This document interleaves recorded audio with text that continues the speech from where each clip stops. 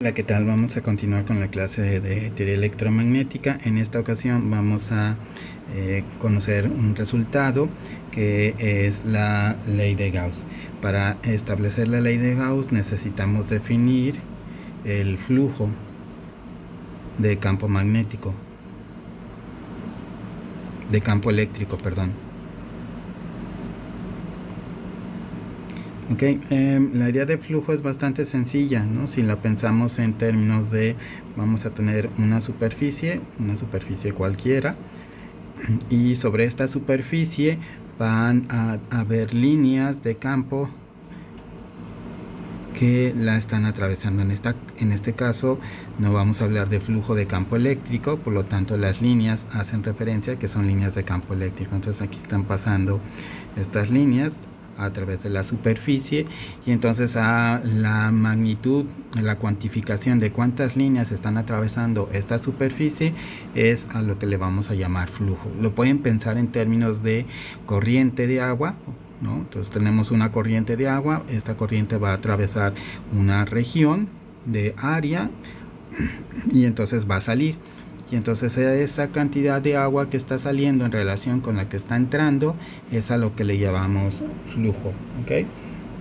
¿Cómo lo calculamos? Okay, lo que vamos a hacer es, en esta superficie siempre podemos construir un vector n unitario tal que esta n sea perpendicular a la superficie, y entonces entre este vector n y los vectores de campo eléctrico que están atravesando la superficie se establece un ángulo, ¿no? Es decir, podemos decir que vamos a tener esta construcción, aquí vamos a tener nuestro vector n unitario, y por acá vamos a, en ese punto en particular va a estar, digamos, el campo eléctrico, y entonces se establece aquí un ángulo θ, lo cual quiere decir entonces que el flujo va a depender de la orientación que tenga el campo eléctrico cuando atraviesa la superficie, lo cual tiene sentido porque imaginen la siguiente situación: si colocamos una superficie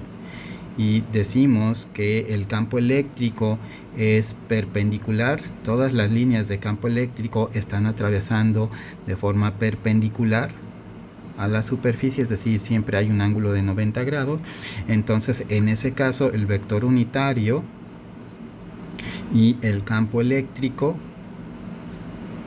tienen la misma dirección y no tendríamos el flujo máximo. Okay, todos están alineados con el vector normal a la superficie. Podemos pensar en otra situación en donde tenemos nuestra superficie, pero ahora no, esta tiene un vector normal. Vamos a ponerlo aquí, nuestro vector normal, pero ahora el campo eléctrico se dirige en esta dirección. Okay, es decir, es tangencial a la superficie.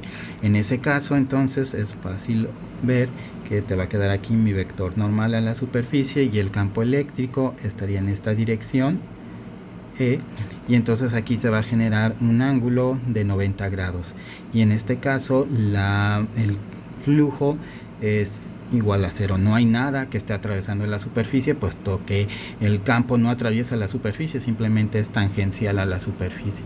Entonces tenemos una cantidad en la que el flujo es máximo cuando tiene la misma dirección a la superficie, y una dirección, y el flujo es cero cuando la dirección entre ellas es de 90 grados, y sabemos que depende del ángulo. Entonces quiere decir que el flujo, ¿no?, lo podemos entonces sintetizar en una operación ya matemática que conocemos como el producto punto. El flujo va a estar dado como el campo eléctrico producto punto vectorial, ¿no?, del vector n a diferencial de área. A veces esto lo pueden poner así, ¿no?, el campo eléctrico punto por el diferencial de A, y a este le ponen, ¿no?, también una notación vectorial. El diferencial de una cierta cantidad no es más que el vector normal por el tamaño diferencial de ella. ¿Okay? Y entonces cuando nosotros hagamos la integral sobre toda esta diferencial de área, lo que va a pasar aquí es que esto nos daría por lo tanto el flujo total.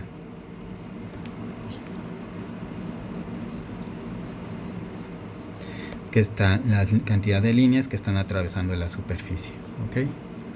Y esta sería nuestra definición de el flujo de campo eléctrico. Muy bien, vamos a calcularlo. Entonces, para eso vamos a pensar lo siguiente. Tenemos un campo eléctrico, producto punto por nuestro vector unitario por un diferencial de área. La particularidad es que vamos a pensar que este campo eléctrico está dada por una carga puntual, ¿no? Como ejemplo de cálculo. Si hacemos eso nos dará entonces que el campo es el generado por una carga puntual. Entonces te va a quedar la carga sobre 4pi epsilon sub 0 por r cuadrado, ¿ok? Y tiene que estar en una dirección radial.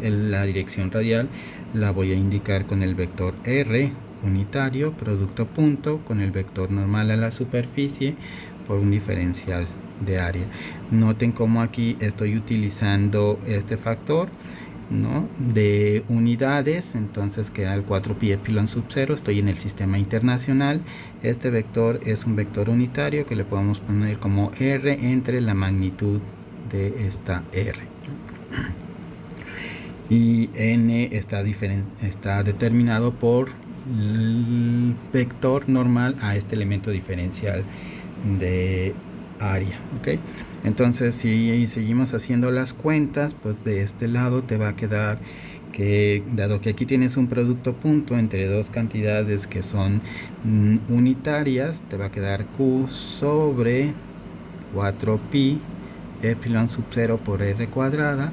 Aquí te queda el tamaño del primero, que es 1, el tamaño del segundo, que es 1, por el coseno del ángulo que hay entre los dos, o sea, es este ángulo que tenemos aquí, es el ángulo que hay entre estos dos vectores, por un diferencial de área, ¿ok? Muy bien, y entonces ahora la pregunta, ok, ¿y esta cantidad qué cosa es? ¿La puedo calcular? ¿La puedo conocer? La verdad es que sí, ¿no? Básicamente lo que estamos pensando es que tenemos por aquí una cierta carga Q, ok, y vamos a colocarnos a una cierta distancia dada, y sobre esa distancia voy a generar este ángulo, ¿no?, en términos de este diferencial de área. Entonces por aquí vamos a colocar un pequeño diferencial de área. Déjenme lo cambio de color para que quede un poco más claro. Vamos a poner aquí un pequeño diferencial de área. Entonces ese diferencial de área está dado por este conito que se estableció aquí. Me queda un poco descuadrado. Este cono que se generó ahí, a ese le podemos generar aquí un vector n unitario, a este apertura que es esta misma, esta que está acá, por acá la voy a poner en diferentes secciones dependiendo en dónde te encuentres. Vamos a tener esa área y entonces esta área a lo que le voy a llamar un delta de omega, ¿ok? Y entonces este delta de omega depende de la distancia a la cual te encuentres, ¿no? Esta que está aquí, estás aquí o estás acá. Y básicamente esto es lo que se conoce como ángulo sólido. ¿Okay? Y por definición vamos a establecer la siguiente relación. Déjenla cambio de color, que el coseno de teta por d de área, ¿no?, va a ser igual a r cuadrada, donde r es la distancia a la cual te encuentras, por este diferencial de ángulo sólido, ¿okay? Entonces eso es lo que tenemos aquí. Entonces voy a cambiar este coseno de teta de área por la definición de ángulo sólido. Entonces si hacemos eso te quedaría, por lo tanto, la Q sobre el elemento 4pi epsilon sub 0 r cuadrada, y aquí te va a quedar r cuadrada por el elemento diferencial de ángulo sólido. Y entonces este r cuadrada con este r cuadrada se cancela. Y te queda que Q es igual a 4pi epsilon sub 0 por el diferencial de ángulo sólido. Y entonces ahora lo que tenemos que hacer es poder calcular el flujo total, ¿ok? Para calcular el flujo total, pues básicamente lo que tenemos que hacer, lo voy a indicar con esto, es vamos a integrar sobre toda la superficie. Entonces integramos de este lado, integramos acá, integramos aquí, eso equivale a hacer la integral de este lado y eso equivale a hacer esta integral, ¿okay? Muy bien, y entonces ya con eso estaríamos calculando esta cantidad, ¿no? El flujo de una carga puntual. Para definirlo, noten que la carga 4pi epsilon sub 0 son constantes, entonces eso lo podemos sacar y entonces te quedaría la carga sobre 4pi epsilon sub 0 de lo que te resulte la integral del diferencial de ángulo sólido. ¿Okay? Y entonces para hacer esta integral, ¿no? Vamos a suponer lo siguiente. Yo tengo mi carga puntual, este es Q, y tendría que tener un diferencial de área, ¿ok? Con un vector normal. Entonces eso quiere decir que tengo que colocar una superficie. Entonces vamos a poner por acá una superficie, en principio cualquier superficie, ¿no? Esta superficie sería la indicada por este diferencial de área y este vector normal, ¿okay? En cada punto vamos a tener un pequeño elemento de área y un pequeño vector normal a la superficie. Todo sería igual hasta este punto. Cuando tenemos este punto sigo teniendo la misma, ¿no? El mismo diferencial, pero para esta, ay, perdón, no sé qué pasó. Pero para facilitar el cálculo de esta integral que tenemos aquí sobre la superficie verde, en realidad lo que voy a hacer es pensar que tengo una superficie azul. Entonces vamos a poner aquí una superficie azul sobre la cual podamos hacer cálculos sencillos. Entonces vamos a poner aquí una superficie arbitraria que va a ser una esfera, ¿ok? De radio conocido. Bueno, no me quedó muy centrado ahí. Déjenme, vamos a centrar la carga para que quede ubicada. Entonces vamos a poner aquí más o menos la carga. Ahí tenemos a la carga. Tenemos la superficie verde, que es la que teníamos originalmente, dada por este término que está acá. Y la vamos a sustituir por la superficie, ¿no? Azul. Una esfera. Noten que las líneas de campo generadas por la carga puntual van a salir, van a atravesar la superficie azul y van a atravesar la superficie verde. Entonces todas las líneas que estén atravesando la superficie azul en algún punto también atravesarán la superficie verde. Y entonces el conteo de del flujo no se va a alterar si elegimos entre la superficie verde y la superficie azul. Pero eso es muy bueno porque entonces podemos hacer esta integral sobre la superficie azul. ¿Y qué es esa integral? Pues esa integral nos va a dar lo siguiente, nos va a decir que es el área, ¿no? Porque estamos integrando sobre la superficie. ¿Cuánto vale el área? Pues de esta área va a ser 4pi. Voy a suponer que es una superficie unitaria, 4pi por radio al cuadrado, entonces te quedaría 4pi. ¿Okay? Entonces eso querría decir que te va a quedar Q sobre 4pi epsilon sub 0 por el área 4pi.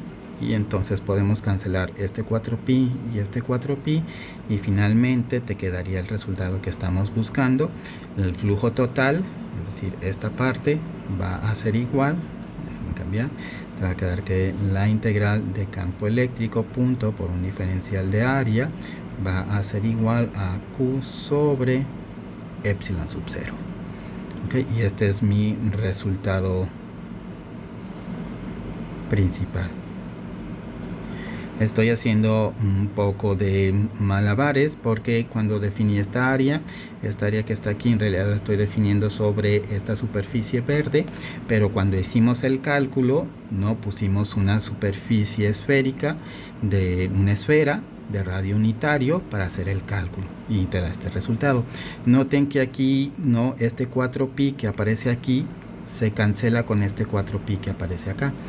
Y era lo que les decía, en el Sistema Internacional de Unidades se decidió poner este factorcito de 4pi aquí, porque ya sabían que más adelante en la ley de Gauss iba a aparecer un 4pi, y entonces para que la ley de Gauss quedara más elegante sin el factor del 4pi, se anexó en la ley de Coulomb, para que entonces se cancelara y te quedara un resultado más abreviado de la carga sobre epsilon sub 0. Ahora, este resultado tiene la particularidad de haber asumido que la carga, cuando usamos esto, estamos asumiendo esta estructura que teníamos, esta integral, que la carga estaba dentro de la superficie. Podemos hacer aquí una derivación y pensar, ok, ¿qué pasa si yo pongo la carga, pero ahora la superficie? De hecho, vamos a hacerlo con el mismo dibujo, aprovechando que tenemos esta tecnología. Vamos a copiar, vamos a ponerla acá, pegar. Vamos a avanzarlo. Okay, déjenme borrar las líneas de campo. Vamos a borrar la superficie.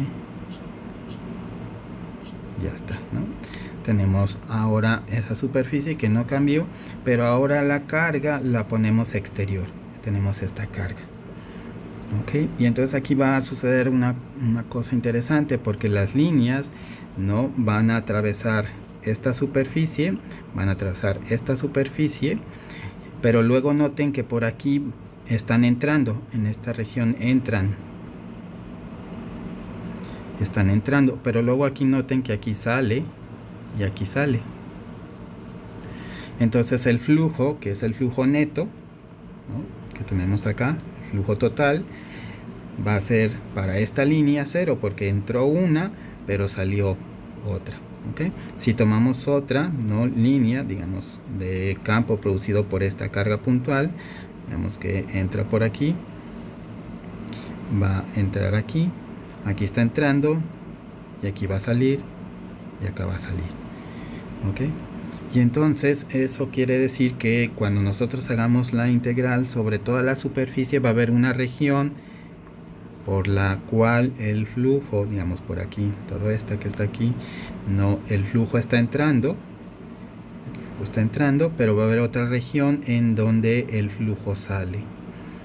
Y entonces, para efectos prácticos, esto también te puede dar que la integral del campo punto por el diferencial de área es igual a 0. Es decir, no hay flujo. ¿Okay? Y este también es un resultado válido de la ley de Gauss. Establecemos, ¿Cuándo ocurre esto? Bueno, cuando la carga es interior, cuando la superficie encierra la carga.